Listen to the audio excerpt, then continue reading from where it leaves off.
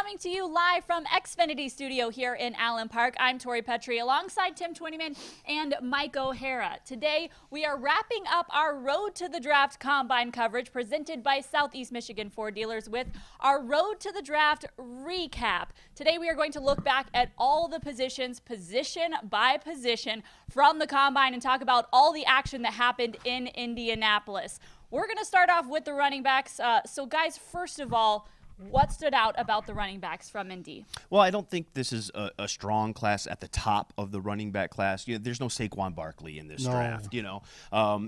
Josh Jacobs out of Alabama is kind of considered the top guy, probably one of the guys that'll go in the first round. He might be the only one in the first round, but I think there's some quality in terms of speed guys, shifty guys that can catch the ball out of the backfield, and then there's a few guys that've got some girth. If you're looking for a power back, just a few names: Devon Singletary, David Montgomery, Bryce Love, and Justin Hill, who was really impressive at the Combine with a 4.4 flat 40. So I think there's a good combination of power backs, big backs, guys that can catch the ball in the backfield. You can get a lot, but there's not really that high-end number one guy like a Saquon Barkley. I was surprised after what Singletary did at FAU, how slowly he ran. I thought he'd be a sub 4.5 guy who's in the 4.6 range. He's got to do better on his pro day. All right, let's jump into the offensive line. The first day of the Combine workouts is always running backs and offensive line. The lines might be looking for depth along their line, but there are some top guys who really performed well. Well, you look at Jonah Williams, the tackle from Alabama, and it shows that the little things mean a lot.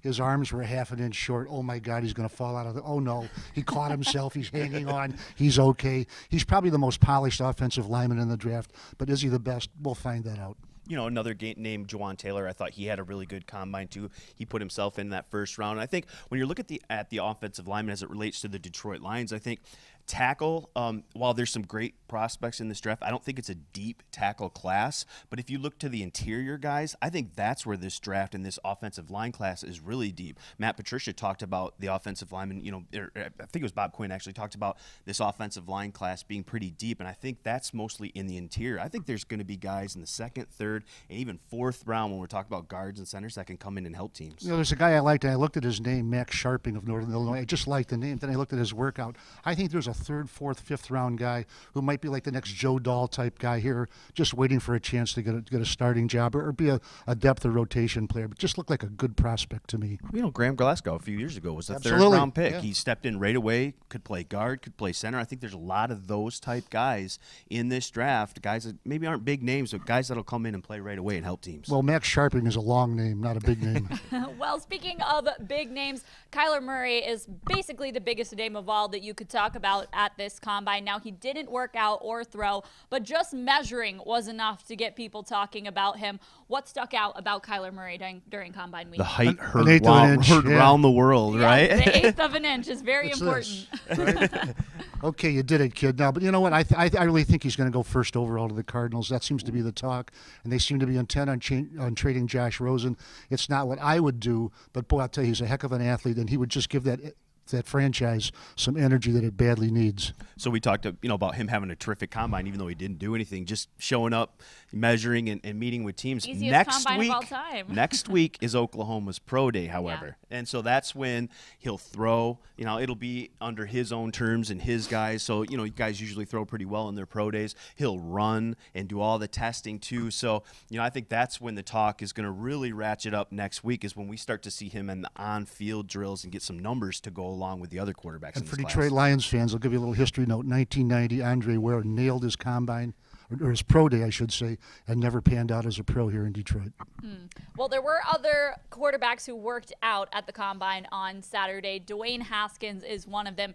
He's a guy who really, coming into this conversation, was right there with Kyler as one of the top quarterbacks. It seems like with Kyler's size, he might have stepped ahead of Haskins, but Haskins had a pretty good Combine. Yeah, he didn't run well, and no one really expected him to. He's not a running quarterback. Right. He is a pocket passer in the fullest sense of the word, right. But I thought in on-field drills, he looked sharp. He showed a strong arm. Look, he threw 50 touchdown passes at Ohio State this year in his 1 year as a full-time starter. He can make all the throws for a team that wants a big, strong, quarterback that can stand in the pocket, deliver the ball. I think that's who you're looking at. I talked to one of his offensive linemen at the combine, and I had to leave early at full disclosure, but the kids asked him what he thought about Haskins. He said, look, as soon as we saw him practice, we knew he was going to be our quarterback someday.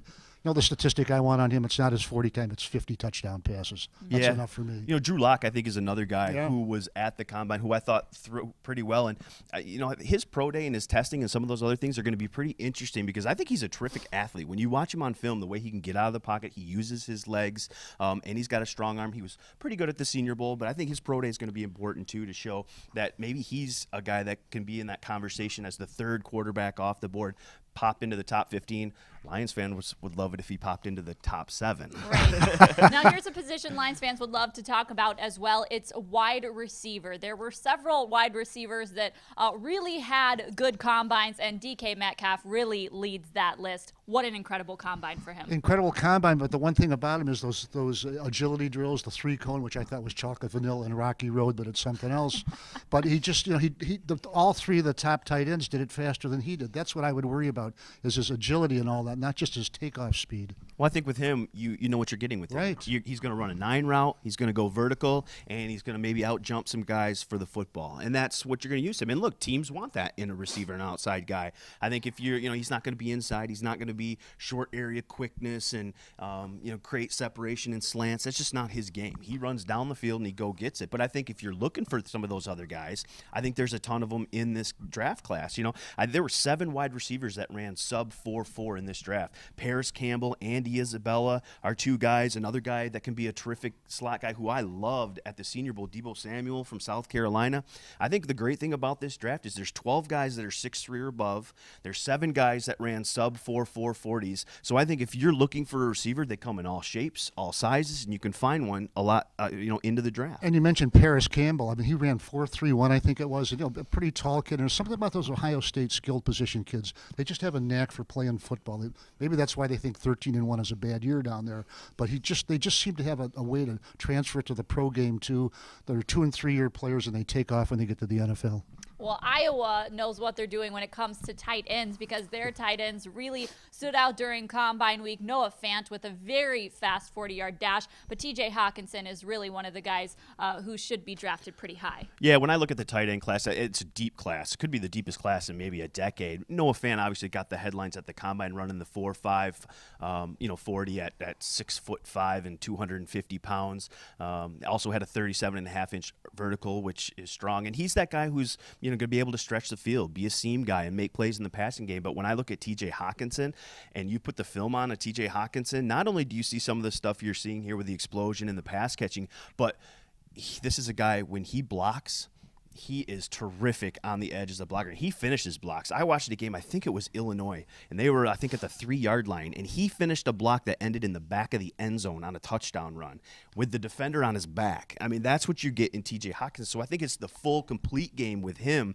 But look, there's tons of guys. Irv Smith Jr. is another guy that could be a first-round type guy. And so I think this is just a really, really deep class. I have a list here of 9 guys that could be day 2. So, I mean, I'm not going to name them all, but I think if you don't get one at number 8, you can get one, a good one, an impact one in day 2 and even day 3. Yeah, give me that list when I start putting my capsules together. Another kid, Irv Smith out of Alabama. I thought he was a little smaller than you thought he might be, and not quite as fast, but boy, really productive player. And all of those guys just showed really immense agility. And you look for that at a tight end because of so many different things you have to do at the tight end position in the National Football League. 6 tight ends that ran sub 4.7 40. So, I mean, you've got guys that can get down the field and make plays. And by the way, Lions fans, who are the version of tight ends 2 years ago, 3 were taken in the first round. So, with the 8th pick in the first round. Uh-oh. Well, tight end is certainly a position of need, but the one Lions fans really want to talk about is that defensive line. So many names that we can bring up that had great combines along the defensive line. I mean, these are huge guys that are running really fast and showing that they have so much athletic ability. Michigan's Rashawn Gary was certainly one to watch out for. Could he be available at number 8? I don't think so. In the mock drafts I've done so far, I have him gone at 4 or 5 and not even maybe 1 at 6. I don't think he'll be there, but you never know. Tim, I think you'll agree with this too, and Tori both. I think the good guys ran well like they were hoping they would, and then some guys right below them ran just as well. So, man, I think that's going to be a crowded group. You know, I disagree with Mike a little bit. I think Rashawn Gary has a chance to be there. And I think it's because of guys like Kyler Murray, who we talked about maybe jumping into the top 7. A guy like DK Metcalf, maybe he goes. I think if Kyler Murray goes 1, now you're talking about Nick Bosa and Quinnen Williams are clearly the best players at their position. Now the Raiders at 4, they could go Gary, but they could also go Josh Allen, who's a terrific guy. And I think if the Raiders go Josh Allen, now I think that plays out where you could be in a situation where Rashawn Gary is certainly there at number 8. And I just think this defensive line class is loaded. I think if you need a pass rusher, this is the draft to be. And if you're one of those guys, maybe it stinks a little bit because you might get pushed down because this class is so deep. But if you need a pass rusher, you can get them at number 8. You can get them in the 2nd round, 3rd round. There's even going to be guys in the 4th round, 5th round that probably make an impact. That's how deep this draft class is. They're big, they're athletic, they're fast. I love this group. You're going to have to wait till my mock draft on Monday to see where those guys go. Okay? 'Cause I disagree with you. I don't disagree with you. I just think they're going to go in the top 5. Those 3 guys you mentioned. Well, one of the guys that popped up on screen that we saw was Montez Sweat. He's a guy I think we're going to hear a lot mocked to the Lions. He had an incredible combine week and just really surprised people with how strong his drill performances were. 2 things about him. Remember, he started out at Michigan State, got suspended, left, went the JC route. And I'll say one of the most important things he said combine week is, I've matured. I think he sold himself in the interviews. And there's a kid, it's not just what he did in the combine. He had 22 sacks the last 2 years at Mississippi State. So it's production to go with athletic ability. 6'6", 260. 4.41. And look, when I went to the Senior Bowl, and Tori, you were there too, and he was impressive there as well. Everyone was talking about him there. It was power and speed, and that's what you're talking about. Like, you know, when you can design that defensive end body, you know, you want length, size, speed, power. I think he has it all. And to what we were talking about earlier with Rashawn Gary, I think that's another situation where maybe you can receive Rashawn Gary fall because maybe a team like Tampa at 5 or somebody else really falls in love with the athletic traits of a Montez Sweat, and that again bumps everybody else down. And one of the issues here with the Detroit Lions, we talk about this. We go back a year ago and we asked, Coach Patricia what he was going to run here, 3-4, 4-3. Now we don't know from down to down whether it's 3-4, 4-3, 2-3, whatever it is. So you've got to get a guy who's got a lot of different skills to play here in Detroit. You can't rate everybody here just what he's done in college and where he's lined up. It's where he fits in Detroit. Montez Sweat at Mississippi State started playing a 4-3 and played a 3-4, to Mike's point. So there's a guy who's got experience playing in both schemes at Mississippi State, did well at both. By the way, that was Matt Patricia I was fumbling for. Well, the Lions certainly need playmakers on their defense, and if they don't go on the defensive line, they could look at linebacker and Devon White and Devin Bush, the duo of Devons there, both impressed so much during Combine Week. Another time where we're just seeing super fast guys running the 40-yard dash. I like Devon White of LSU. I really do. And I think if you put him with Jared Davis side by side, you would have wall-to-wall coverage. Well, it's funny that you said that because, you know, he was asked about Jared Davis in his combine interviews, and he said he, before his LSU games, used to put in a YouTube video of Jared Davis just because of, the kind of intensity he played with and loved that. And he talked about, boy, I would love to go play next to a guy like that. Could you imagine a guy like, Devon White with 4-4 speed, playing that will position, Jared Davis, who's a sideline to sideline guy, playing that Mike, and then a guy in the Sam that can rush. I mean, what a terrific combination. But I think when you look at this linebacker group, it is Devon White and it is Devin Bush, and it's kind of the way the NFL's going now. With they're not that big 240, 250 pound linebacker. It's hybrid guys that can run, guys that can cover these elite tight ends that we're seeing in the league now. And so I think this is a little bit of a shift defensively we're seeing in the NFL. Guys like this who are 230, 228, 25 pounds, but can play the run, but can also cover, which is a huge skill in the NFL now against some of these tight ends and running backs that can catch the ball. So I think these are the guys we're going to start seeing in the future of kind of what we see in that inside linebacker position. How would you like to be a running back trying to get to the corner and having Jared Davis and Devon White competing to see who can get to you first, okay? Just rip your head off. Well, guys, on Monday, it was the final day of combine workouts, and we got to see the defensive backs workout. Definitely a position that the Lions could be paying attention to. I know we've said that about a lot of the positions we've talked about today, but corner is certainly one that has caught a lot of Lions fans' attention. And when it comes to the cornerbacks, Greedy Williams is certainly the top of the class. What stuck out to you about him at the combine? Well, height, length, speed. You know, he checked off all of those boxes at 6'3", 185 pounds, ran in the 4.3s, and so you love that about him. But the one thing that I look at with him, I didn't think he was real crisp in the drills when they went to the on-field stuff. There were some problems there. He had to start over a few times doing some things. You know, just his transition and flip, you're seeing it there. It was just not crisp, you know. And then you put on the film, and while he's a terrific covering guy, it's 33 tackles. You know, he wasn't a guy that came up and really helped in the run game. And, you know, people talk about that in the run game, but it's also the, you know, screens, wide receiver screens, the quick outs. It's not just coming up and supporting the run, but it's also being able to come up and tackle wide receivers and guys that can run after the catch. And so I think that's an area he's got to prove. He talked about that at the combine, is saying, hey,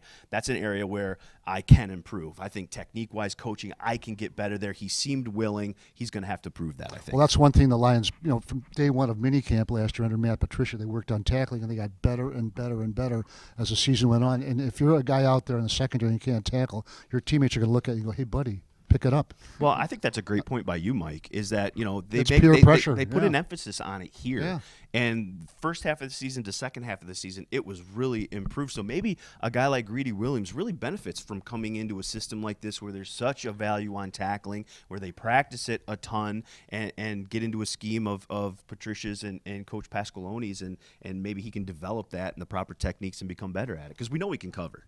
And there was another kid too, DeAndre Baker, I thought kind of showed, you know, but I don't think he's a top 8 player, but if he's down there at the top of the second round, you might want to make a move if that's the way you want to go. Certainly a value pick, I would think. Byron Murphy from Washington, another kid very I think skilled, was really skilled, especially ball skills, stuff like that. Another name to maybe consider when you're talking about late first round, maybe even second round when you're coming back as the Detroit Lions. Guys, I think we covered just about all of the combine. Good work from you guys. Thank you so much for all of your coverage of the entire week. A pleasure was being with you. It was just being with you guys. Okay, with you guys. What a team! I love the combine. I do too. It's one of my favorite events because you get all the players, you get to talk to them. You know, you obviously start to see some of the numbers and stuff like that, but just everybody's in town. You know, and I just love that about it. You get NFL people, you get Lions people, you talk to Matt Patricia and Bob Quinn, kind of get their ideas of you know, kind of how it's setting up for the draft with them, and they're terrific in their interviews, and then the players, and I think it just really sets you up well for the draft. And I think every position has its year in the sun too, and this year was the defensive lineman, led I think by Quinnen Williams. I thought he was the best player at the combine. He's good. Well, that is a wrap on our Combine Week coverage. If you guys missed any of our Road to the Draft shows presented by Southeast Michigan Ford dealers, they are available on DetroitLions.com. You can watch the recaps of all of those from Indianapolis right there. Thank you guys so much for tuning in from Xfinity Studio. I'm Tori Petry.